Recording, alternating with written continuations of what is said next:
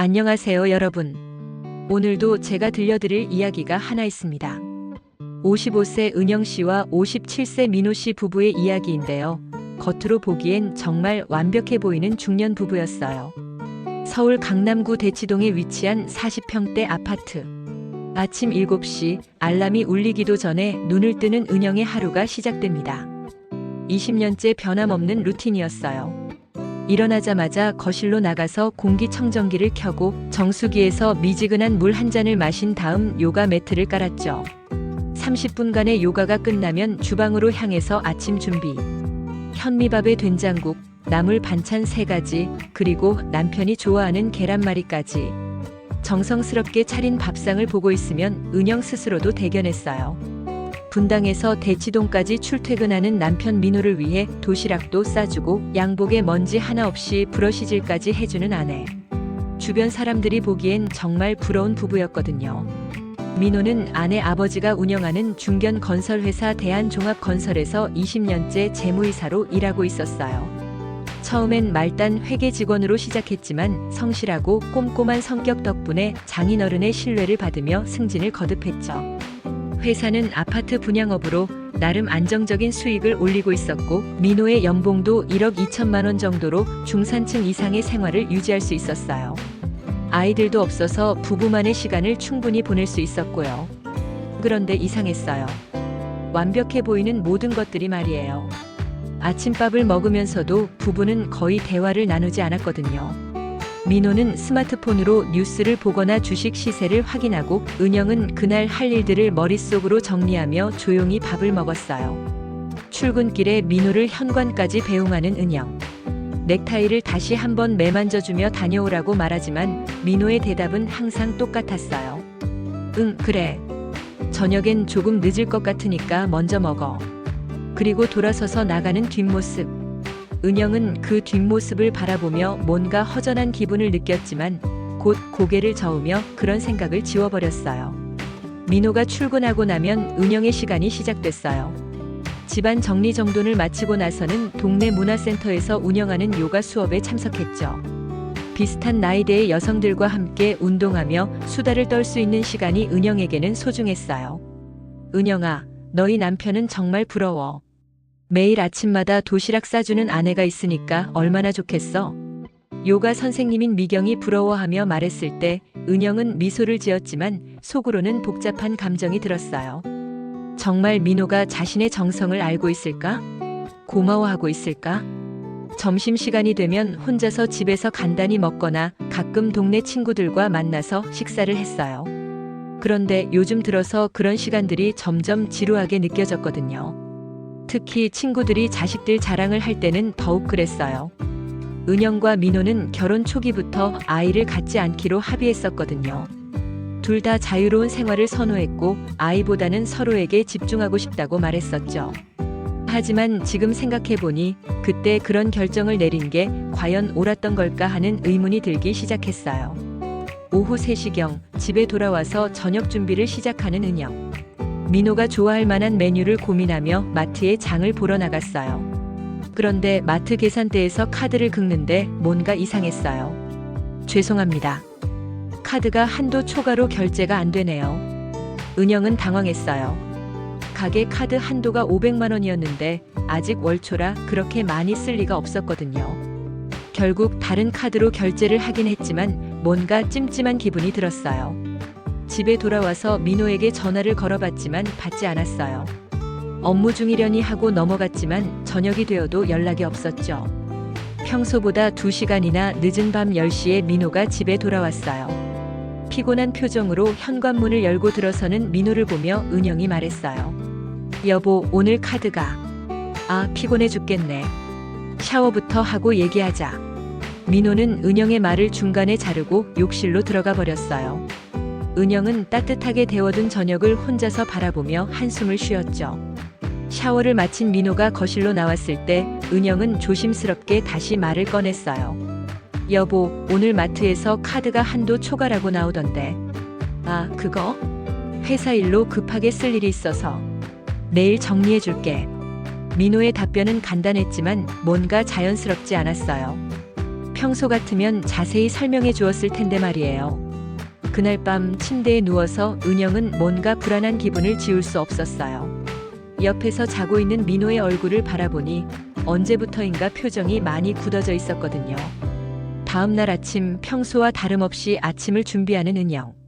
그런데 민호가 식탁에 앉으면서 하는 말이 이상했어요. 은영아, 요즘 아버님 컨디션이 어떠신지 알고 있어?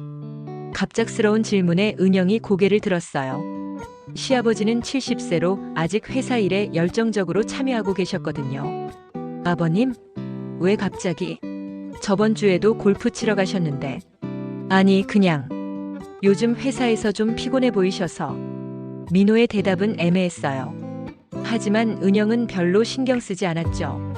아버지는 항상 건강하셨고 정기검진에서도 특별한 문제가 없었거든요. 그런데 그날 오후 은영에게 급작스러운 전화가 걸려왔어요. 은영아, 아버지가 쓰러지셨어. 지금 당장 병원으로 와. 민호의 다급한 목소리였어요. 은영은 머릿속이 하얘졌죠. 급하게 준비를 하고 택시를 타고 병원으로 향했어요. 분당 서울대병원 응급실.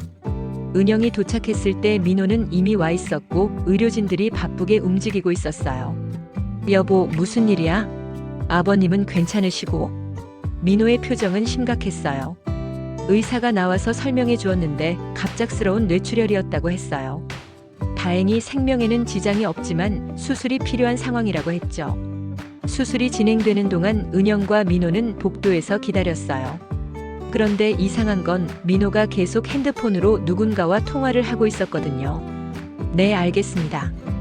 일단 모든 일정을 취소하고. 네, 그렇게 처리해 주세요.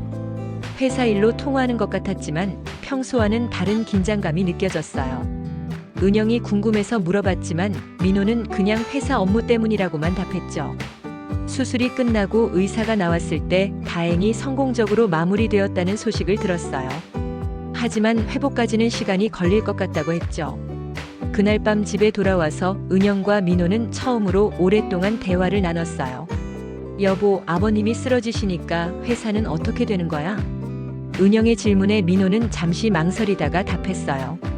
일단은 내가 대행을 하게 될 것 같아. 아버님께서 깨어나실 때까지는. 그런데 민호의 표정에서 뭔가 불안한 기운이 느껴졌어요. 마치 무거운 짐을 진 사람 같았거든요. 그날 밤 은영은 잠을 이룰 수 없었어요. 갑작스러운 시아버지의 입원도 충격적이었지만 뭔가 더 큰 일이 벌어지고 있는 것 같은 불안한 기분이 들었거든요. 그리고 다음 날 아침 은영의 불안은 현실이 되었어요.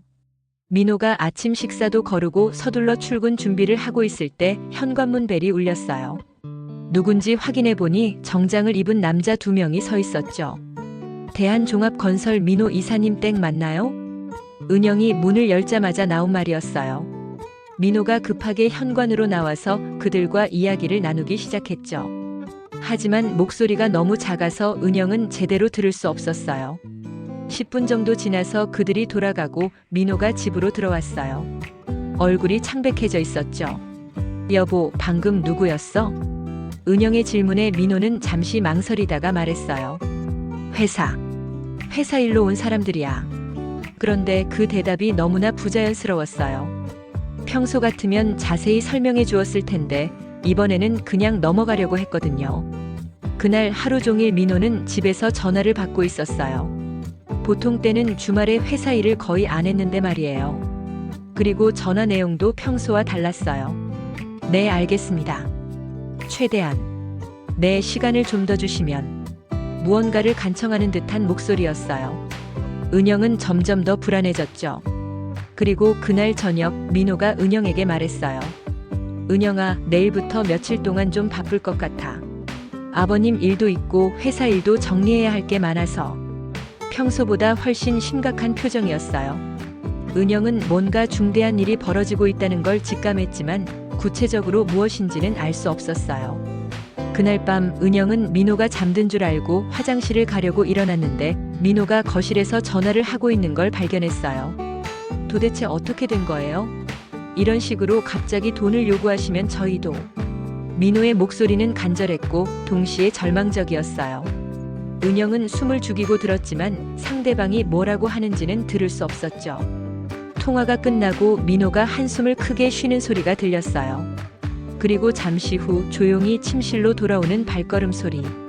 은영은 잠든 척했지만 심장이 너무 빠르게 뛰어서 잠들 수가 없었어요. 도대체 무슨 일이 벌어지고 있는 건지, 왜 민호는 자신에게 말해주지 않는 건지. 그리고 다음 날 아침 은영은 결심했어요. 더 이상 모른 척할 수 없다고. 민호가 출근한 후 은영은 시아버지가 입원해 있는 병원으로 향했어요. 아버님께 직접 물어보기로 한 거였어요. 도대체 회사에 무슨 일이 생긴 건지, 왜 민호가 이렇게 힘들어하는 건지 말이에요. 하지만 은영이 병원에 도착해서 듣게 된 이야기는 상상했던 것보다 훨씬 더 충격적이었어요. 분당 서울대병원 중환자실 앞. 은영이 도착했을 때 간병인 아주머니가 시아버지 옆에 앉아 있었어요. 아주머니, 아버님 상태는 어떠세요? 다행히 많이 좋아지셨어요. 아까 잠깐 의식을 되찾으셨는데 사위분 이야기를 계속 하시더라고요. 간병인의 말에 은영의 마음이 조금 놓였어요. 하지만 동시에 궁금증도 생겼죠. 아버지가 민호 이야기를 했다는 게 뭔가 의미심장하게 느껴졌거든요. 그때 담당 의사가 나타났어요. 40대 중반 정도 되어 보이는 김 교수였는데 표정이 심각했어요. 환자분 보호자시죠? 잠깐 상담실에서 이야기할까요? 상담실에서 김 교수가 말해준 내용은 예상보다 심각했어요. 환자분이 의식을 되찾으셨을 때 계속 회사 이야기를 하시더군요. 뭔가 큰 걱정거리가 있으신 것 같던데 혹시 아시나요? 은영은 고개를 저었어요. 민호가 회사 일에 대해서는 거의 말해주지 않았거든요. 그런데 환자분이 자꾸 민호 씨를 찾으시면서 미안하다는 말씀을 계속 하시더라고요. 뭔가 죄책감을 많이 느끼고 계신 것 같았어요. 의사의 말에 은영의 마음이 불안해지기 시작했어요. 도대체 아버지와 민호 사이에 무슨 일이 있었던 걸까? 그때 간병인 아주머니가 상담실로 들어왔어요. 선생님, 환자분이 깨어나셨어요. 은영이 급하게 중환자실로 들어갔을 때 시아버지는 침대에 반쯤 기대앉아 있었어요. 얼굴은 창백했지만 의식은 또렷했죠. 아버님, 은영아, 와줘서 고마워. 민호는 어디 있니? 민호 이야기부터 하시는 아버지를 보며 은영은 더욱 궁금해졌어요. 회사에서 급한 일이 있다고 했어요. 아버님 걱정 마세요. 민호가 모든 걸 잘 정리할 거예요. 그런데 시아버지의 반응이 이상했어요. 갑자기 표정이 어두워지면서 한숨을 크게 쉬었거든요. 은영아, 너는 정말 아무것도 모르고 있구나. 무슨 말씀이세요? 은영의 질문에 시아버지는 잠시 망설이다가 말했어요. 회사 일, 민호한테 들은 거 없니? 요즘 어떤 상황인지. 아니요. 민호는 저한테 회사 일은 별로 안 얘기해줘요. 시아버지는 더욱 심각한 표정이 되었어요. 그리고 조용한 목소리로 말하기 시작했죠. 은영아, 우리 회사가 위험해. 아주 위험한 상황이야. 은영의 심장이 쿵하고 떨어지는 것 같았어요. 3개월 전부터 자금 사정이 나빠지기 시작했어. 부동산 경기가 안 좋아지면서 분양이 잘 안 되고 기존에 진행하던 공사비도 많이 들어가고. 시아버지의 설명을 들으면서 은영은 점점 더 충격을 받았어요. 그래서 민호가 이리저리 뛰어다니면서 자금 조달하려고 했는데 이번 주가 마지막이야. 만약 50억을 구하지 못하면. 50억이요? 은영이 놀라서 되물었을 때 시아버지는 고개를 끄덕였어요. 회사가 부도날 수도 있어. 그렇게 되면 민호도 우리 가족도 모든 걸 잃게 될 거야. 은영은 머릿속이 하얘졌어요. 그래서 민호가 요즘 그렇게 힘들어했던 거구나. 그런데 왜 자신에게는 말해주지 않았을까? 그때 시아버지가 더욱 충격적인 말을 했어요. 은영아, 그런데 너는 민호가 왜 우리 집 사위가 되었는지 진짜 이유를 알고 있니? 갑작스러운 질문에 은영이 당황했어요. 사랑해서. 서로 사랑해서 결혼한 거 아닌가요? 시아버지는 쓴웃음을 지었어요. 20년 전 이야기를 해줄게. 민호가 우리 회사에 처음 들어왔을 때 말이야. 20년 전 1995년. 민호는 지방대학 회계학과를 졸업하고 서울로 올라온 청년이었어요. 가난한 농가 출신으로 대학 등록금도 학자금 대출로 겨우 마련했던 상황이었죠. 대한종합건설에 입사 지원을 했을 때도 사실 큰 기대는 없었어요. 당시 IMF 외환위기 직전이라 취업이 어려웠거든요. 그런데 신기하게도 합격 통지를 받았어요. 첫 출근 날 민호는 새 정장을 입고 설레는 마음으로 회사에 갔어요. 그런데 거기서 은영을 만나게 된 거죠. 당시 25세였던 은영은 아버지 회사에서 잠깐 일을 도와주고 있었어요. 대학을 졸업하고 정식으로 취업하기 전까지 시간을 보내고 있었거든요. 민호에게는 첫눈에 반할 만큼 아름다운 여성이었어요. 깔끔한 정장을 입고 자신감 있게 일하는 모습이 너무나 매력적으로 보였죠. 하지만 민호는 금세 현실을 깨달았어요. 은영이 사장 딸이라는 걸 알게 되었거든요. 자신 같은 사람이 감히 꿈꿀 수 있는 상대가 아니라는 걸 말이에요. 그런데 신기하게도 은영이 먼저 관심을 보였어요. 점심시간에 말을 걸어오고 회사 일에 대해 물어보고 민호는 그런 은영이 고마웠어요. 몇 개월이 지나면서 둘 사이는 가까워졌고 자연스럽게 연인 관계로 발전했어요. 민호는 정말 행복했죠. 꿈에서나 가능할 것 같았던 일이 현실이 된 거였으니까요. 하지만 민호의 마음속 깊은 곳에는 항상 불안감이 있었어요. 과연 자신이 은영에게 어울리는 사람일까? 언젠가는 버림받는 게 아닐까? 그런 불안감이 현실이 될 뻔한 사건이 일어났어요. IMF가 터지면서 회사 상황이 어려워졌고 직원 구조조정이 시작된 거예요. 민호도 해고 대상 1순위였어요. 신입사원이었고 특별한 기술이나 경력도 없었거든요. 그때 은영의 아버지가 민호를 불렀어요.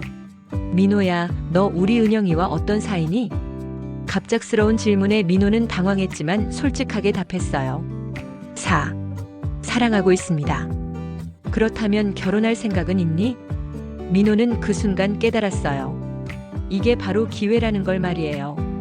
회사에서 살아남을 수 있는, 그리고 은영과 함께할 수 있는. 네, 있습니다. 민호의 대답을 듣고 은영의 아버지는 만족스러운 표를 지었어요.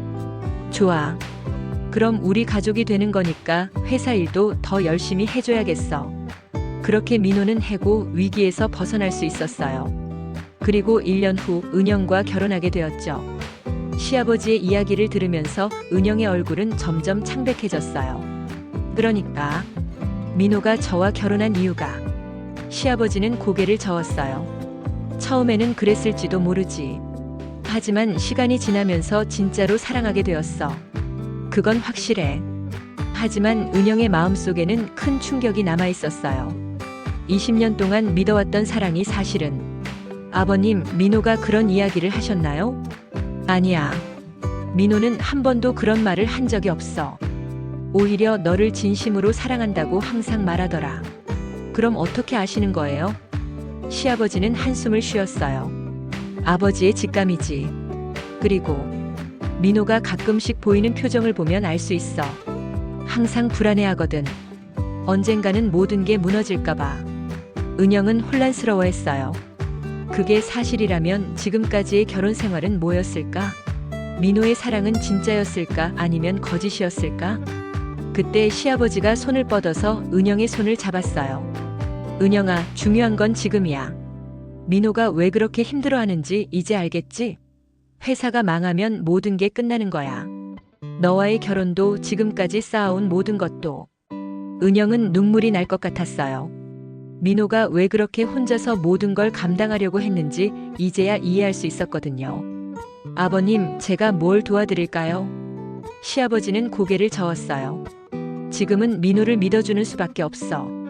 그 친구가 마지막까지 최선을 다하고 있으니까. 은영이 병원에서 나온 건 저녁 7시였어요. 집으로 돌아가는 길에 민호에게 전화를 걸어봤지만 받지 않았어요. 아마 바쁜 일정으로 뛰어다니고 있을 거라고 생각했죠. 집에 도착해서 저녁을 준비하면서도 은영의 마음은 복잡했어요. 시아버지로부터 들은 이야기들이 계속 머릿속을 맴돌았거든요. 정말 민호가 처음에는 안정적인 생활을 위해 자신과 결혼한 걸까? 그렇다면 지금의 사랑은 진짜일까? 밤 10시가 넘어서야 민호가 집에 들어왔어요. 평소보다 더 지쳐 보였고 정장도 구겨져 있었어요. 여보, 고생했어. 저녁 먹었어? 민호는 고개를 저었어요. 식욕이 없어. 그냥 샤워부터 할게. 하지만 은영은 그냥 보낼 수 없었어요. 여보, 잠깐만. 우리 얘기 좀 해야겠어. 민호가 돌아서서 은영을 바라봤어요. 뭔가 직감한 듯한 표정이었죠. 오늘 병원에서 아버님과 이야기했어. 민호의 얼굴이 급격히 변했어요. 아버님이 뭐라고 하셨어? 회사 상황에 대해서 들었어. 왜 나한테는 말 안 했어? 민호는 잠시 말이 없었어요. 그러더니 소파에 주저앉으며 말했어요. 걱정시키고 싶지 않았어. 그리고 내가 어떻게든 해결할 수 있을 거라고 생각했거든. 은영도 민호 옆에 앉았어요.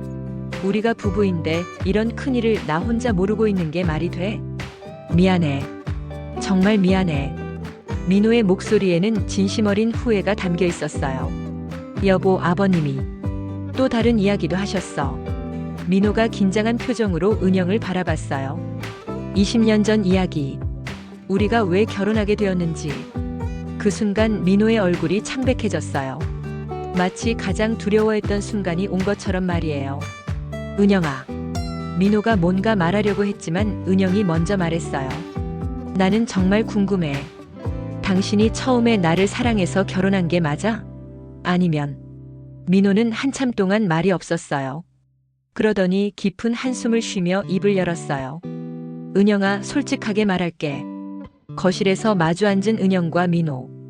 20년 결혼 생활 중 가장 긴장감이 흐르는 순간이었어요. 민호가 깊은 숨을 들이쉬며 입을 열었어요. 은영아, 정말 솔직하게 말할게. 20년 전에 처음에는 맞아. 너를 사랑해서 결혼한 게 아니었어. 예상했던 말이었지만 직접 들으니 은영의 가슴이 철렁 내려앉았어요. IMF 때문에 해고될 위기에 있었고 아버님이 너와의 결혼을 조건으로 내세우셨을 때 나는 그 기회를 잡았어. 솔직히 말하면 살기 위해서였어. 민호의 목소리는 떨리고 있었어요. 20년 동안 숨겨왔던 비밀을 털어놓는 게 얼마나 어려운 일인지 보였거든요. 그때는 정말 어렵고 바보였어.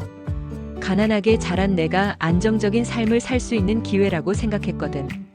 은영은 아무 말도 할 수 없었어요. 머릿속이 너무 복잡했거든요. 하지만 은영아, 이것만은 믿어줘. 시간이 지나면서 정말로 너를 사랑하게 되었어. 결혼하고 2-3년쯤 지났을 때부터였나? 그때부터는 진심이었어. 민호가 은영의 손을 잡으려고 했지만 은영은 손을 뒤로 뺐어요. 어떻게 믿어? 20년 동안 속였는데. 민호의 눈에 눈물이 고이기 시작했어요. 나도 힘들었어. 언젠가는 들킬까봐, 내가 진실을 알면 떠날까봐 항상 무서웠거든. 그래서 더 열심히 널 사랑하려고 노력했어. 은영은 민호의 얼굴을 바라봤어요. 20년을 함께 산 남편이었지만 지금은 완전히 다른 사람처럼 느껴졌어요. 그렇다면 지금 회사가 망하면 나를 떠날 생각이야? 민호가 깜짝 놀라며 고개를 저었어요. 아니야. 절대 그런 생각 없어. 오히려 그 반대야. 회사가 망하면 너에게 미안해서 어떻게 살아야 할지 모르겠어. 정말이야?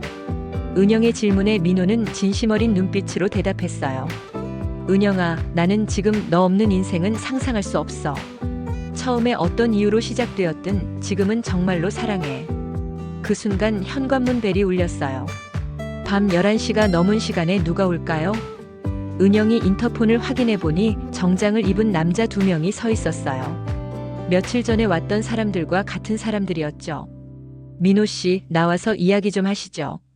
민호는 얼굴이 창백해졌어요. 은영도 불안한 마음으로 민호를 따라 현관으로 나갔어요. 돈 준비는 어떻게 되고 있습니까? 남자 중 한 명이 차가운 목소리로 물었어요. 아직 조금 더 시간이 필요합니다. 민호의 목소리는 간절했어요. 시간이 더 필요하다고요? 이미 한 달을 기다려줬습니다. 내일까지가 마지막이에요. 50억을 하루 만에 어떻게? 변명하지 마세요. 못 구하면 담보로 잡힌 모든 자산을 회수할 겁니다. 이 집도 포함해서요. 은영은 그 말을 듣고 깜짝 놀랐어요. 자신들이 살고 있는 집까지 담보로 잡혔다는 소리였거든요. 잠깐만요. 무슨 소리예요? 은영이 끼어들자 남자들이 그녀를 바라봤어요. 아, 부인은 모르고 계셨나 보네요. 남편분이 회사 자금 조달을 위해 이 집을 포함해서 모든 재산을 담보로 대출을 받으셨어요. 은영은 민호를 바라봤어요. 민호는 고개를 떨구고 있었죠. 그런데 약속한 날짜에 돈을 못 갚으니까 모든 걸 회수하겠다는 거예요. 당연한 거 아닌가요? 남자들이 돌아가고 나서 은영과 민호는 한참 동안 말이 없었어요. 여보, 집까지 담보로 잡았다고. 민호가 고개를 끄덕였어요. 다른 방법이 없었어. 은행에서는 더 이상 대출이 안 되고 개인 투자자들도 다 거절하고. 그럼 내일까지 50억을 못 구하면 우리가 살던 집도 잃고 회사도 망하고 모든 게 끝나는 거야. 은영은 현실이 믿어지지 않았어요. 어제까지만 해도 평범하고 안정적인 중산층 생활을 하고 있었는데 갑자기 모든 걸 잃을 위기에 처한 거였거든요. 그날 밤 은영은 잠을 이룰 수 없었어요. 민호는 거실에서 계속 전화를 하고 있었고 가끔씩 들려오는 목소리는 절망적이었어요. 아무래도 안 되겠습니다. 네, 알겠습니다. 그래도 고맙습니다. 새벽 4시경 민호가 모든 통화를 마치고 침실로 들어왔어요. 얼굴에는 완전한 절망이 서려 있었죠. 어떻게 됐어? 은영의 질문에 민호는 고개를 저었어요. 안 돼. 어디서도 돈을 빌려주지 않아. 내일이면 정말 모든 게 끝나는 거야. 민호가 침대에 주저앉으며 울기 시작했어요. 20년을 알고 지낸 남편이지만 이렇게 우는 모습은 처음 봤어요. 미안해, 은영아. 정말 미안해. 내가 너를 이런 상황에 빠뜨렸어. 은영은 복잡한 마음이었어요. 화가 나면서도 동시에 안쓰러웠거든요. 그때 은영의 머릿속에 한 가지 생각이 떠올랐어요. 여보, 잠깐만. 내가 해볼 수 있는 게 있을지도 몰라. 민호가 고개를 들었어요. 대학 동창 중에 부동산 투자 회사 하는 친구가 있어. 예전에 큰 돈이 필요하면 언제든 연락하라고 했었거든. 정말? 그런 친구가 있었어? 은영은 고개를 끄덕였어요. 사실 그 친구와는 10년 넘게 연락을 안 했지만 마지막 희망이라도 붙잡아 보려고 했어요. 아침이 되자마자 은영은 그 친구에게 전화를 걸었어요. 다행히 전화를 받았고 상황을 설명했더니 만나서 이야기해보자고 했어요. 강남에 있는 카페에서 만난 친구 수지는 성공한 사업가처럼 보였어요. 명품 가방을 들고 고급 정장을 입고 있었거든요. 은영아, 오랜만이야. 그런데 50억이면 정말 큰 돈인데? 수진의 표정은 심각했어요. 물론 불가능한 건 아니야. 하지만 조건이 있어. 무슨 조건? 너희 집을 담보로 잡은 그 사람들, 사채업자들이지. 이자가 얼마야? 월 5%요. 수진이 고개를 끄덕였어요. 내가 50억을 빌려줄 수는 있어. 하지만 이자는 월 3%. 그리고 3개월 안에 갚아야 해. 3개월이면. 은영이 망설이고 있을 때 수진이 말했어요. 은영아, 솔직히 말하면 위험한 거래야. 하지만 내가 친구니까 도와주는 거거든. 다른 곳에서는 이런 조건으로 절대 빌려주지 않을 거야. 은영은 고민했어요. 3개월 안에 50억을 갚을 수 있을까? 하지만 지금 당장 다른 방법은 없었어요. 알겠어요. 해주세요. 정말? 신중하게 생각해봐. 3개월 후에 못 갚으면 너희 집은 물론이고 모든 걸 잃게 될 수도 있어. 지금보다 더 나쁜 상황은 없을 것 같아요. 그렇게 은영은 친구로부터 50억을 빌리기로 했어요. 서류 작성과 절차를 거쳐서 그날 오후에 돈이 준비될 수 있다고 했죠. 민호에게 이 소식을 전했을 때 민호는 믿을 수 없다는 표정이었어요. 정말? 50억을 빌릴 수 있다고? 네. 다만 3개월 안에 갚아야 해요. 민호가 은영을 꽉 껴안았어요. 고마워, 은영아. 정말 고마워. 내가 평생 갚을게. 하지만 은영의 마음은 여전히 복잡했어요. 위기는 일단 넘겼지만 3개월 후에는 더 큰 위기가 올 수도 있었거든요. 그날 오후 사채업자들에게 돈을 갚으면서 민호는 안도의 한숨을 쉬었어요. 하지만 이제 새로운 빚을 진 상황이었죠. 여보, 앞으로 어떻게 할 거예요? 민호가 진지한 표정으로 말했어요. 3개월 동안 회사를 정상화시켜서 돈을 갚을 방법을 찾아야 해. 그리고 우리 관계도 다시 생각해봐야 할 것 같아. 은영이 놀라서 민호를 바라봤어요. 무슨 뜻이에요? 은영아, 나는 내가 진짜로 원하는 게 뭔지 알고 싶어. 지금까지는 내가 너를 붙잡고 있었던 것 같아서. 민호의 말에 은영은 당황했어요.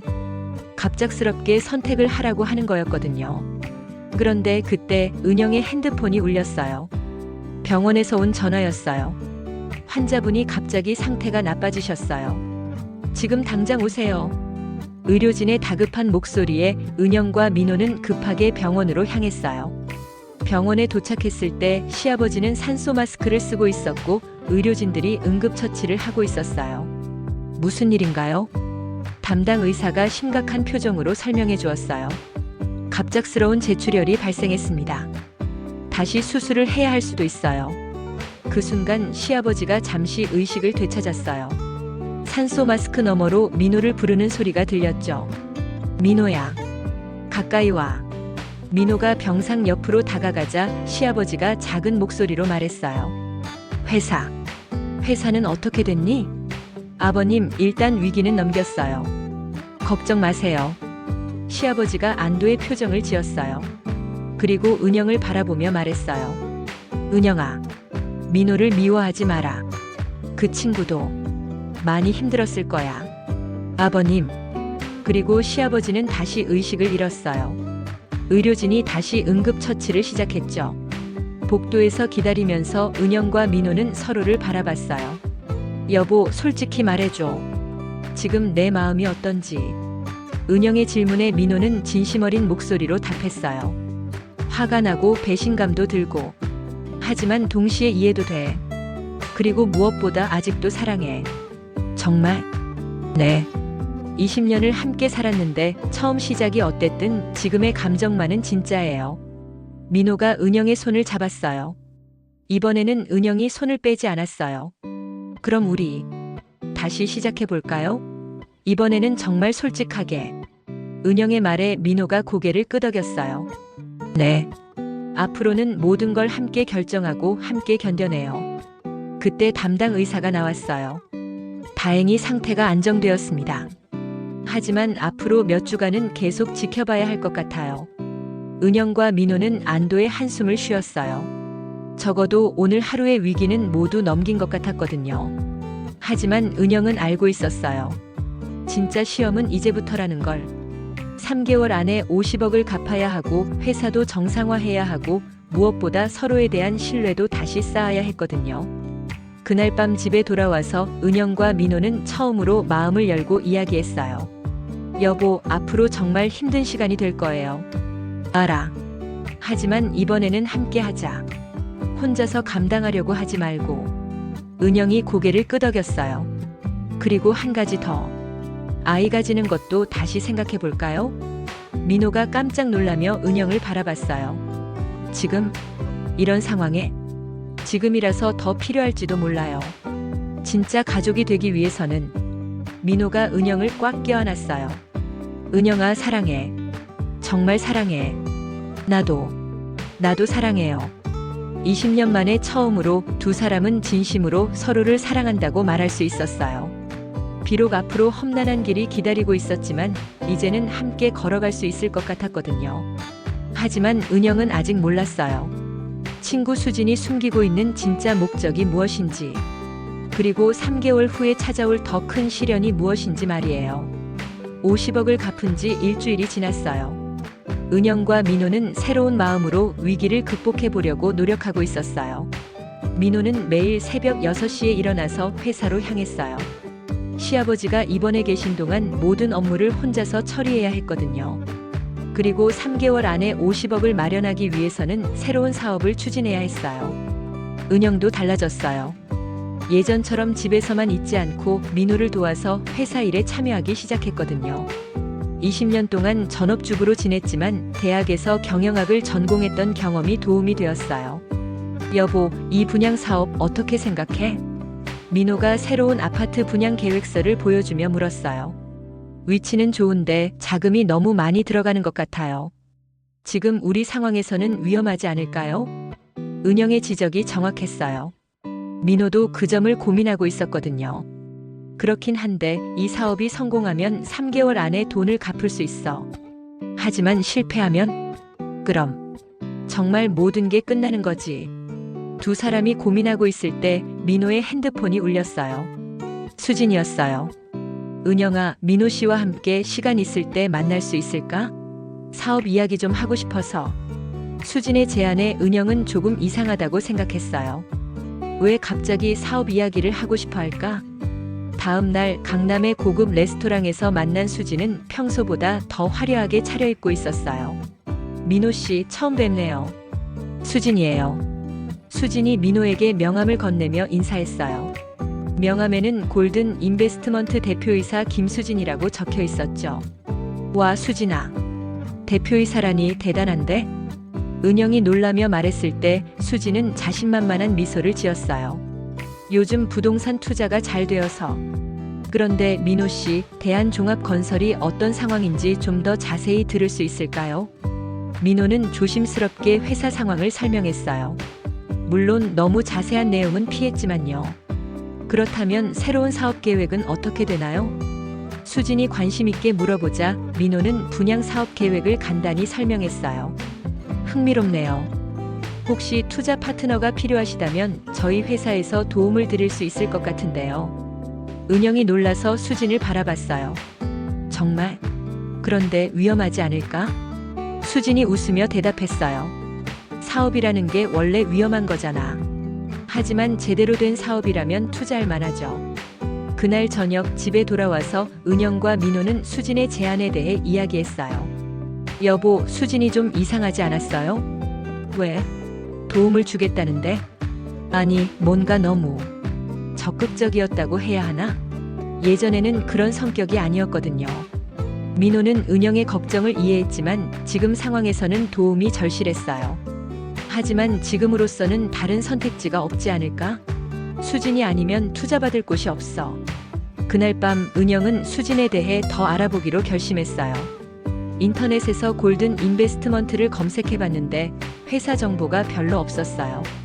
2년 전에 설립된 신생 회사였고 구체적인 사업 내용도 명확하지 않았죠. 이상하다고 생각한 은영은 다른 대학 동창들에게 연락을 해봤어요. 수진에 대해 아는 사람이 있는지 물어본 거였어요. 며칠 후 동창 미영이에게서 흥미로운 이야기를 들었어요. 은영아, 수진이가 예전에 부동산 투자로 크게 망한 적이 있어. 그때 빚이 엄청 많았는데 어떻게 갚았는지는 몰라. 그 얘기를 들으니 은영은 더욱 불안해졌어요. 수진이 자신들에게 접근한 이유가 단순히 친구를 도우려는 게 아닐 수도 있겠다는 생각이 들었거든요. 그런데 그때 민호가 급하게 집으로 들어왔어요. 은영아, 큰일이야. 무슨 일이에요? 회사 계좌에 이상한 돈이 들어와 있어. 5억 원이나. 5억 원이요? 누가 보낸 거예요? 모르겠어. 그냥 골든 인베스트먼트라는 이름으로 입금되어 있어. 은영의 얼굴이 창백해졌어요. 수진의 회사 이름이었거든요. 바로 수진에게 전화를 걸어봤지만 받지 않았어요. 몇 번을 시도한 끝에 겨우 연결되었죠. 수진아, 우리 회사 계좌에 돈이 들어와 있는데? 아, 그거? 투자금이야. 미리 보내준 거지. 투자금이라니? 우리가 계약서도 안 썼는데? 수진의 목소리가 차가워졌어요.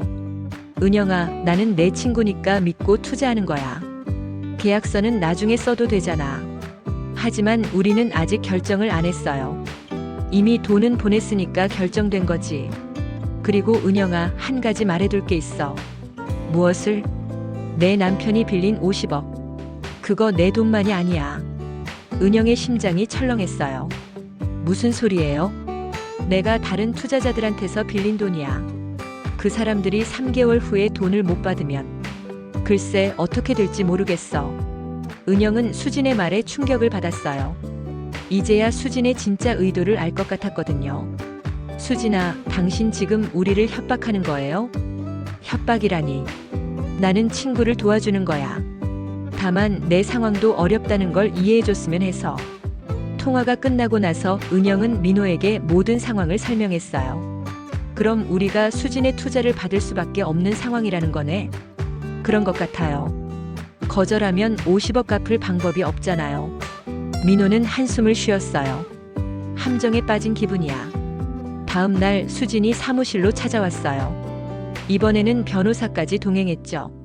계약서를 가져왔어요. 한번 살펴보세요.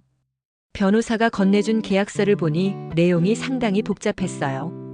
단순한 투자가 아니라 회사의 경영권까지 관련된 내용이 포함되어 있었거든요. 잠깐만요, 이게 뭐예요? 경영권 참여 조항이 왜 있어요? 수진이 미소를 지으며 대답했어요. 투자금이 크니까 당연히 경영에 참여해야죠. 투자자 보호를 위해서요. 하지만 이건 투자가 아니라 인수에 가깝잖아요. 민호가 항의하자 수진의 표정이 싸늘해졌어요. 민호 씨, 지금 상황에서 선택권이 있다고 생각하세요? 3개월 후에 50억을 갚을 수 있어요? 민호는 할 말이 없었어요. 현실적으로 다른 방법이 없었거든요. 그런데 그때 은영이 계약서에서 이상한 부분을 발견했어요. 수진아, 여기 보면 투자 기간이 1년이라고 되어 있는데 우리가 빌린 돈은 3개월 후에 갚아야 하잖아요. 수진이 잠깐 당황하는 기색을 보였어요. 그거는 별개의 문제야. 별개의 문제라니요? 은영이 더 자세히 계약서를 살펴보니 함정이 곳곳에 숨어 있었어요. 수진아, 이 계약서대로 하면 1년 후에 회사가 수진이 거가 되는 거 아니에요? 수진이 더 이상 숨기지 않고 본심을 드러냈어요. 은영아, 나도 사업가야. 자선 사업하는 게 아니라고. 그럼 처음부터 우리 회사를 노린 거였어요? 정확히는 대한종합건설이 가지고 있는 부동산들을 노린 거지. 특히 강남에 있는 땅들 말이야. 은영과 민호는 그제야 수진의 진짜 계획을 이해했어요. 친구를 도와주는 척하면서 회사를 차지하려는 음모였던 거죠. 수진아, 당신 정말 이럴 거예요? 우리가 20년 친구였는데. 은영아, 우정과 사업은 별개야. 그리고 솔직히 말하면 너희가 망하기 전에 내가 구해주는 거잖아. 그때 민호가 일어서면서 말했어요. 계약 안 하겠습니다. 다른 방법을 찾아보죠. 수진이 차가운 미소를 지었어요. 다른 방법이라. 그럼 50억은 어떻게 갚을 건데요? 그리고 회사 계좌에 들어간 5억은? 5억은 돌려드릴게요. 그럴 수 있으면 좋겠지만 이미 제3자에게 투자받은 돈이라서요. 반환이 쉽지 않을 것 같은데? 수진의 말에 은영과 민호는 절망적인 기분이 들었어요. 완전히 올가미에 걸린 것 같았거든요. 생각할 시간을 좀 주세요. 은영의 말에 수진이 시계를 보며 대답했어요. 3일 후까지 결정해 주세요. 그때까지 답이 없으면 제가 알아서 처리하겠어요. 수진과 변호사가 나간 후 사무실에는 무거운 침묵이 흘렀어요. 여보, 어떻게 하죠? 민호가 머리를 감싸쥐며 말했어요. 모르겠어. 정말 모르겠어. 그날 저녁 병원에서 시아버지를 뵈었을 때 상황을 설명드렸어요. 시아버지의 얼굴이 점점 심각해졌어요. 그 여자가 처음부터 우리 회사를 노렸다는 거구나. 그런 것 같아요, 아버님. 시아버지가 한참 생각하더니 말씀하셨어요. 민호야, 회사 금고에 가보거라. 거기 비상용으로 모아둔 돈이 있을 거야. 비상용 돈이요? 응. 20년 전부터 조금씩 모아둔 거야. 정확히 얼마인지는 모르겠지만 다음 날 아침 민호가 회사 금고를 열어보니 정말로 현금이 들어있었어요.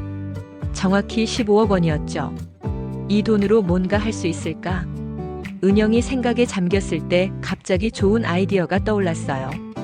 여보, 수진이 말한 제3자 투자자들. 그 사람들을 직접 만나볼까요?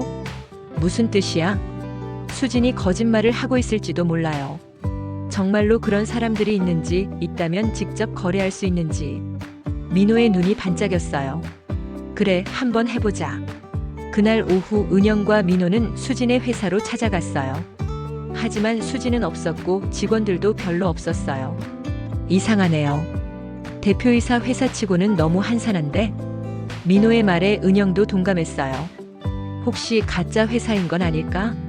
두 사람이 더 자세히 조사해보니 골든 인베스트먼트는 실체가 없는 페이퍼 컴퍼니에 가까웠어요. 직원도 2-3명뿐이고 실제 투자 실적도 거의 없었죠. 그럼 수진이가 말한 제3자 투자자들도 거짓말일 가능성이 높아요. 은영과 민호는 희망을 가지기 시작했어요. 수진의 협박이 허풍일지도 모른다는 생각이 들었거든요. 하지만 그날 저녁 집으로 돌아와서 받은 전화는 그들의 희망을 산산조각 냈어요. 민호 씨, 저는 수진 씨와 함께 일하는 박 실장이라고 합니다. 전화 목소리는 남자였는데 상당히 위협적이었어요. 수진 씨한테 들었는데 계약을 망설이고 계신다면서요?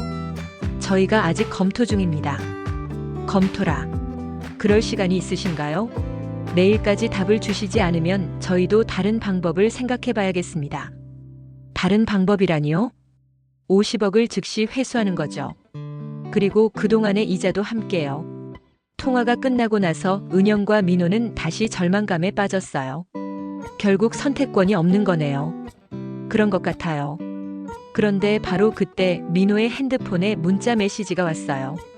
모르는 번호였는데 내용이 흥미로웠어요. 수진의 진짜 정체를 알고 싶으시면 내일 오후 3시에 강남역 2번 출구로 나와주세요. 도움이 될 만한 정보가 있습니다. 여보, 이건 뭐죠? 은영도 메시지를 보더니 고개를 갸우뚱했어요. 함정일 수도 있고. 하지만 지금 상황에서는 어떤 정보라도 필요하지 않을까요? 민호가 고개를 끄덕였어요. 내일 만나보자. 더 나쁠 건 없을 거야. 그날 밤 은영과 민호는 잠을 이룰 수 없었어요. 내일이면 모든 것이 결정될 것 같았거든요. 과연 누가 그들에게 연락을 한 것일까? 그리고 수진의 진짜 정체는 무엇일까? 하지만 그들은 아직 몰랐어요. 내일 만날 사람이 그들의 인생을 완전히 바꿔놓을 거라는 것을. 다음 날 오후 3시 강남역 2번 출구. 은영과 민호는 긴장된 마음으로 약속 장소에 도착했어요. 몇 분을 기다리고 있는데 40대 중반 정도 되어 보이는 남자가 다가왔어요. 정장을 입고 있었지만 어딘가 수상한 분위기였죠. 대한종합건설 민호 이사님 맞으시죠? 네, 맞습니다. 그런데 당신은? 저는 이정훈이라고 합니다. 골든 인베스트먼트에서 일했던 사람이에요. 은영과 민호가 놀라서 서로를 바라봤어요. 수진 씨와 함께 일하셨다고요? 네. 하지만 지금은 그만뒀어요. 양심상 더 이상 함께 할 수 없어서요. 이정훈은 주변을 살피더니 조용한 카페로 안내했어요.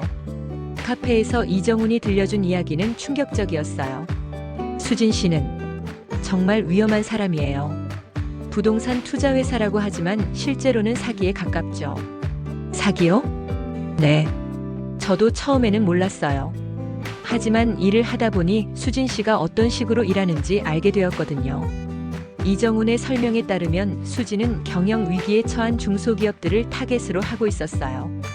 도움을 주는 척하면서 결국에는 회사를 차지하는 것이 목적이었죠.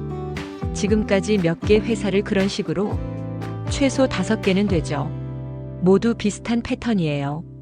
급하게 돈이 필요한 상황을 만들고 그 다음에 구원자인 척 나타나서 결국 회사를 차지하는 거예요.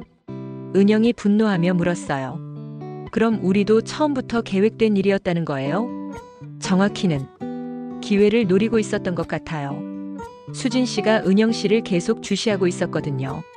주시하고 있었다고요? 네. 대한종합건설이 부동산을 많이 가지고 있다는 걸 알고 있었어요. 특히 강남 쪽 땅들 말이에요. 민호가 충격을 받은 표정으로 말했어요. 그럼 우리 회사 위기도. 그건 진짜예요. 하지만 수진 씨가 그 위기를 더 키웠을 가능성이 있어요. 무슨 뜻이죠? 이정훈이 가방에서 서류를 꺼냈어요. 이거 보세요. 수진 씨와 연결된 사채업자들 명단이에요. 은영과 민호가 서류를 보니 그들에게 50억을 요구했던 사채업자들의 이름이 있었어요. 이 사람들이 수진이와 연결되어 있다고요? 네. 실제로는 수진 씨가 뒤에서 조종하고 있어요. 여러분이 돈을 빌릴 수밖에 없는 상황을 만든 거죠. 은영은 분노로 떨고 있었어요. 친구라고 믿었던 수진이 이렇게까지 음모를 꾸몄다는 게 믿어지지 않았거든요. 그런데 왜 이런 걸 알려주시는 거예요? 이정훈이 한숨을 쉬며 대답했어요. 제 아버지도 비슷한 일을 당하셨거든요. 작은 공장을 운영하셨는데 사기를 당해서 모든 걸 잃으셨어요. 그래서 더 이상 이런 일에 가담할 수 없었어요. 민호가 간절한 목소리로 물었어요. 그럼 우리가 어떻게 하면 되죠? 방법이 있나요? 이정훈이 또 다른 서류를 꺼냈어요. 수진 씨의 약점이 있어요. 이 사람 실제로는 빚이 엄청 많거든요. 빚이요? 네. 다른 투자자들한테 받은 돈으로 사업하고 있어요. 그런데 그 투자자들 중에 위험한 사람들이 있어요. 위험한 사람들이라니요? 조폭 쪽 사람들이에요. 수진 씨가 이번에 여러분한테서 돈을 못 받으면 그 사람들한테 큰일 날 거예요. 은영이 눈을 반짝이며 물었어요. 그럼 그 사실을 이용할 수 있다는 거예요? 네. 하지만 조심해야 해요. 그 사람들도 만만한 상대가 아니거든요. 이정훈이 명함을 하나 더 꺼내며 말했어요. 이 사람을 만나보세요. 수진 씨한테 돈을 빌려준 투자자 중 한 명이에요. 제가 미리 연락해놨어요. 그날 저녁 은영과 민호는 이정훈이 소개해준 투자자를 만났어요. 50대 중반의 건장한 남자였는데 첫인상부터 보통 사람이 아니라는 게 느껴졌어요. 제 이름은 강 회장입니다. 수진이가 여러분한테 사기를 치고 있다고 들었는데요. 강 회장은 의외로 신사적이었어요. 하지만 말 한마디 한마디에 무게가 있었죠. 수진이한테 30억을 투자했는데 약속한 수익금을 못 받고 있어요. 그래서 어떻게 처리할지 고민 중이었거든요. 은영이 조심스럽게 물어봤어요. 혹시 우리가 도움을 드릴 수 있는 방법이 있을까요? 강 회장이 미소를 지었어요. 있죠. 하지만 여러분도 위험을 감수해야 해요. 어떤 위험이죠? 수진이를 완전히 무너뜨리는 거예요. 중도가 없어요. 민호와 은영이 서로를 바라봤어요. 선택의 순간이었어요. 어떻게 하면 되죠?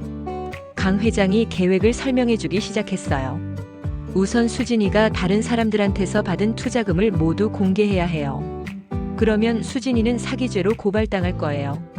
그런데 그렇게 되면 우리가 빌린 50억은 어떻게 되나요? 그건 제가 처리해 드릴게요. 대신 조건이 있어요. 무슨 조건이죠? 여러분 회사의 강남 부동산 중 일부를 저한테 넘겨주세요. 시세의 70% 정도로요. 은영과 민호는 고민에 빠졌어요. 부동산을 일부 잃더라도 회사 전체를 지킬 수 있다면 시간을 좀 주세요. 내일까지만요. 수진이가 움직이기 전에 우리가 먼저 움직여야 해요. 그날 밤 집으로 돌아온 은영과 민호는 밤새 고민했어요. 여보, 어떻게 생각해요? 선택권이 많지 않죠. 강 회장 제안을 받아들이거나 수진이한테 당하거나. 그런데 정말 강 회장을 믿을 수 있을까요? 이정훈 씨 말로는 조폭이라고 했지만 지금까지 대화해본 걸로는 오히려 수진이보다 신뢰할 만해요. 새벽 2시경 민호의 핸드폰이 울렸어요. 수진이었어요. 민호 씨, 시간 다 됐어요. 답 주세요. 수진의 목소리는 차갑고 위협적이었어요. 아직은 없어요. 내일 오전 10시까지 계약서에 사인 안 하시면 50억 즉시 회수할 거예요. 통화가 끝나고 은영이 결정적인 말을 했어요. 여보, 수진이한테 당하는 것보다는 강 회장과 거래하는 게 나을 것 같아요. 민호도 고개를 끄덕였어요. 그럼 내일 아침에 강 회장한테 연락드리죠. 다음 날 아침 8시 강 회장에게 전화를 걸었어요. 결정하셨나요? 네. 제안 받아드리겠습니다. 좋습니다. 지금부터 제가 알려드리는 대로 행동하세요. 강 회장의 계획은 치밀했어요. 우선 오늘 오전에 수진이와 만나세요. 계약하는 척하면서 녹음을 하는 거예요. 녹음을요? 네. 수진이가 사기를 친다는 증거를 확보해야 해요. 그 다음에는 강 회장이 자세한 계획을 설명해 주었어요. 오전 10시 수진과의 약속 장소인 골든 인베스트먼트 사무실에 도착한 은영과 민호. 이번에는 녹음기를 숨겨서 가져왔어요. 드디어 오셨네요. 계약서 준비됐어요? 수진은 승리를 확신한 듯한 미소를 짓고 있었어요. 그런데 계약하기 전에 궁금한 게 있어요. 은영이 계획대로 말했어요. 뭘까요? 다른 투자자들도 있다고 했잖아요. 그 사람들은 누구예요? 수진이 잠깐 당황하는 기색을 보였어요. 그건 기업 비밀이에요. 하지만 우리가 알 권리가 있지 않나요? 혹시 문제가 생기면 책임은 누가 지는 거예요? 수진이 짜증을 내며 말했어요. 그런 걱정은 안 해도 돼요. 제가 다 처리할 테니까. 그런데 민호가 추가로 질문했어요. 혹시 그 투자자들 중에 강 회장이라는 분도 있나요? 수진의 얼굴이 급격히 변했어요. 강 회장을 어떻게 알아요? 아, 역시 있었군요. 그분이 30억 투자하셨다던데 수익금은 언제 드릴 예정이에요? 수진이 완전히 당황하기 시작했어요. 그건 그분과는 별도로 정리될 문제예요. 별도로요? 우리 돈으로 그분 수익금 주려는 거 아니에요? 수진이 화를 내며 일어섰어요. 무슨 헛소리예요? 계약할 거면 하고 아니면 말아요. 그때 사무실 문이 열리며 강 회장이 들어왔어요. 뒤에는 건장한 남자 2명이 함께였죠. 수진아, 오랜만이네. 수진의 얼굴이 창백해졌어요. 강 회장님? 왜 여기에? 내 돈 찾으러 왔지. 30억 말이야. 수진이 떨리는 목소리로 말했어요. 곧 정리해드릴게요. 이 계약만 끝나면. 강 회장이 녹음기를 꺼내며 말했어요. 이미 다 들었어. 내가 어떻게 사기를 치는지 말이야. 수진이 완전히 무너지기 시작했어요. 사기가 아니에요. 정당한 투자예요. 정당한 투자라고. 다른 사람 돈으로 투자하면서. 강 회장이 서류를 꺼내며 수진에게 보여주었어요. 이거 보면 내가 받은 투자금이 총 150억이야. 그런데 실제 투자 수익은 얼마나 나왔지? 수진은 아무 말도 할 수 없었어요. 은영이 일어서서 수진을 바라보며 말했어요. 수진아, 20년 친구였는데 정말 이럴 거였어? 은영아, 미안해. 나도 어쩔 수 없었어. 어쩔 수 없었다고. 우리를 속이고 회사를 빼앗으려고 한 게 어쩔 수 없었다고. 수진이 울기 시작했어요. 내가 빚이 너무 많아서 이렇게라도 안 하면 죽을 것 같았어. 강 회장이 차갑게 말했어요. 그건 내 문제야. 다른 사람을 희생시켜서 해결할 일이 아니지. 그때 사무실로 경찰이 들어왔어요. 강 회장이 미리 신고해둔 거였어요. 수진 씨 사기 혐의로 체포합니다. 수진이 경찰에게 끌려가면서 은영을 바라봤어요. 은영아, 미안해. 정말 미안해. 은영은 복잡한 마음이었어요. 분노와 동시에 안쓰러운 감정도 들었거든요. 수진이 체포된 후 강 회장이 은영과 민호에게 말했어요. 이제 50억 문제는 해결됐어요. 수진이가 사기로 받은 돈들을 모두 회수할 거거든요. 정말요? 네. 다만 약속대로 강남 부동산 일부는. 민호가 고개를 끄덕였어요. 약속은 지켜야죠. 강 회장님 덕분에 회사를 지킬 수 있었으니까요. 그날 오후 병원에서 시아버지께 모든 상황을 보고드렸어요. 그래, 다 해결됐구나. 다행이야. 아버님 죄송해요. 더 일찍 알아차렸어야 하는데. 시아버지가 은영의 손을 잡으며 말씀하셨어요. 은영아, 내 덕분에 우리 가족이 살아났어. 고마워. 그날 저녁 집에 돌아온 은영과 민호는 서로를 바라보며 미소를 지었어요. 여보, 정말 긴 하루였네요. 그러게. 그런데 이제 진짜 새로운 시작을 할 수 있을 것 같아요. 네. 이번엔 정말로 서로를 믿고 함께 해봐요. 하지만 두 사람은 아직 몰랐어요. 수진의 체포로 끝난 줄 알았던 사건이 사실은 더 큰 문제의 시작이었다는 것을. 수진의 배후에는 더 위험한 인물들이 숨어 있었거든요. 그리고 강 회장 역시 단순히 도움을 준 게 아니라 자신만의 계획이 있었다는 것을. 수진이 체포된 지 일주일이 지났어요. 은영과 민호는 드디어 평온한 일상을 되찾을 수 있을 거라고 생각했어요. 회사도 안정을 찾아가고 있었고 50억 문제도 해결되었으니까요.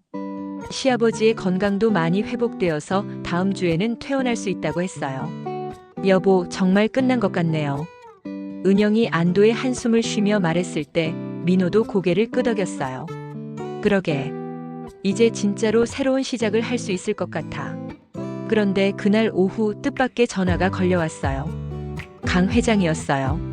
민호 씨, 시간 되실 때 한번 만날 수 있을까요? 목소리가 평소와 달랐어요. 뭔가 진지하고 무거운 느낌이었거든요. 무슨 일이신가요? 전화로는 말하기 어려운 일이 있어서요. 부인분과 함께 오세요. 은영과 민호는 불안한 마음으로 강 회장과의 약속 장소로 향했어요. 이번에는 호텔 라운지였는데 분위기가 이전과는 달랐어요. 강 회장은 혼자 와 있었고 표정이 심각했어요. 앉으세요. 중요한 이야기가 있어요. 강 회장이 서류 봉투를 꺼내며 말했어요. 수진이 체포된 후에 조사를 해보니 문제가 더 복잡해졌어요. 무슨 문제요? 수진이 혼자 한 일이 아니에요. 뒤에 더 큰 조직이 있었어요. 은영과 민호의 얼굴이 창백해졌어요. 조직이라니요? 부동산 투기 전문 조직이에요. 수진이는 그냥 실행자였고 진짜 보스는 따로 있어요. 강 회장이 서류를 보여주며 설명했어요. 이 사람들이 여러분 회사를 계속 노리고 있어요. 수진이가 실패했으니 이제 다른 방법을 쓸 거예요. 다른 방법이라니요? 더 직접적이고 위험한 방법이요. 그때 강 회장의 핸드폰이 울렸어요. 짧은 통화 후 그의 얼굴이 더욱 심각해졌어요. 지금 당장 집에 가보세요. 위험할 수 있어요.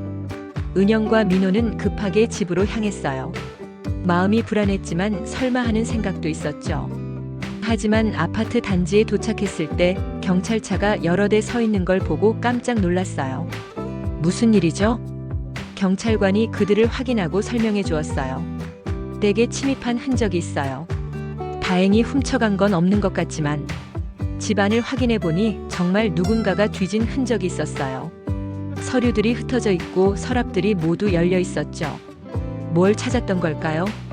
아마 회사 관련 서류들을 찾았을 거예요. 그때 강 회장이 나타났어요. 예상했던 일이에요.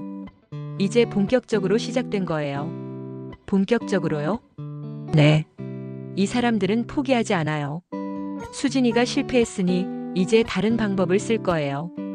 어떤 방법이요? 강 회장이 심각한 표정으로 말했어요. 직접적인 협박이나 더 나쁜 방법까지도요. 은영이 떨리는 목소리로 물었어요. 그럼 우리는 어떻게 해야 하나요? 안전한 곳으로 피해 계시는 게 좋을 것 같아요. 제가 알아서 처리할게요. 하지만 민호가 고개를 저었어요. 안 돼요. 이번에는 도망가지 않겠어요. 민호 씨? 20년 동안 모든 걸 숨기고 혼자서 감당하려고 했어요. 하지만 이번에는 달라요. 은영이와 함께 맞설 거예요. 은영이 민호의 손을 잡았어요. 맞아요. 이번에는 함께 해요. 강 회장이 감탄하는 표정을 지었어요. 그럼 제가 도와드릴게요. 하지만 위험할 거예요. 알고 있어요. 다음 날 강 회장의 계획이 시작되었어요.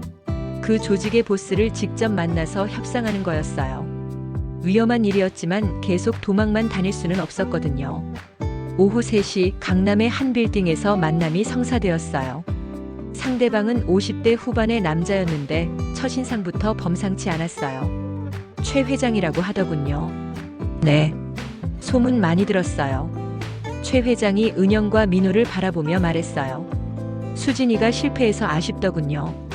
원래는 조용히 끝낼 수 있었을 텐데. 조용히 끝낸다는 게 뭔 뜻이죠? 당연히 여러분 회사를 인수하는 거죠. 그게 처음 계획이었어요. 민호가 분노를 참으며 말했어요. 우리 회사를 포기하지 않겠어요. 최 회장이 비웃으며 대답했어요. 포기하지 않겠다고요? 그럼 어떻게 하실 건데요? 그때 은영이 일어서서 말했어요. 당신들이 한 일들을 모두 경찰에 신고하겠어요. 이미 신고했어요. 하지만 증거가 없으면 소용없죠. 은영이 가방에서 녹음기를 꺼냈어요. 증거라면 여기 있어요. 최 회장의 얼굴이 변했어요. 방금 대화 모든 게 녹음되었어요.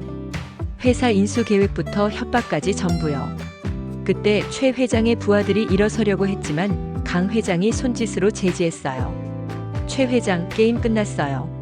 강 회장이 핸드폰을 꺼내며 신호를 보내자 문이 열리며 경찰들이 들어왔어요.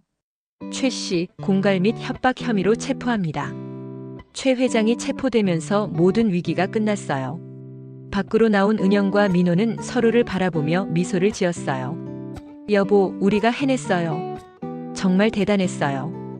특히 녹음기 아이디어는 강 회장이 다가오며 말했어요.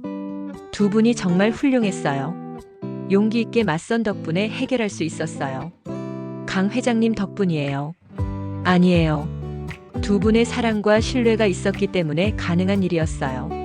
그날 저녁 병원에서 시아버지께 모든 상황을 보고드렸어요. 정말 다 끝난 거냐? 네, 아버님. 이제 정말 평화로울 거예요.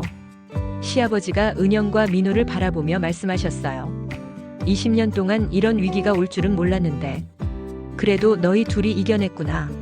아버님 덕분이에요. 아니야. 너희가 서로를 사랑하고 믿었기 때문이야. 그날 밤 집에 돌아온 은영과 민호는 오랜만에 평온한 저녁을 함께 했어요. 여보, 이제 정말 새로운 시작이네요. 그러게. 이번에는 진짜로 서로에게 솔직하게 살자. 약속해요. 두 사람이 손을 맞잡는 순간 민호가 갑자기 무릎을 꿇었어요. 여보? 왜 그래요? 은영아, 20년 전에 제대로 못한 말 있어. 민호가 주머니에서 작은 상자를 꺼냈어요. 반지가 들어있었어요. 20년 전에는 다른 이유로 결혼했지만 지금은 진심으로 사랑해서 다시 결혼하고 싶어. 은영이 눈물을 흘리며 대답했어요. 바보야. 우리 이미 결혼했잖아. 그래도 마음으로는 처음이야. 은영이 반지를 받으며 말했어요. 나도 처음이야. 두 사람이 포옹하는 순간 정말로 새로운 시작을 하는 기분이었어요. 3개월 후, 대한종합건설은 완전히 정상화되었어요. 새로운 분양 사업도 성공했고 시아버지도 건강을 회복해서 회사에 복귀하셨어요. 은영과 민호는 정말로 달라졌어요. 서로에게 모든 걸 이야기하고 함께 결정을 내리고 진정한 부부가 되었거든요. 그리고 가장 큰 변화는 여보, 병원에서 연락 왔어요. 무슨 연락? 은영이 미소를 지으며 말했어요. 우리 아기가 생겼어요. 민호의 눈이 휘둥그레졌어요. 정말요? 네. 이제 진짜 가족이 되는 거예요. 민호가 은영을 꽉 껴안으며 말했어요. 고마워. 정말 고마워. 55세와 57세의 첫 아이를 갖는 건 쉽지 않은 일이었지만 두 사람은 행복했어요. 늦게 찾은 진짜 사랑의 결실이었거든요.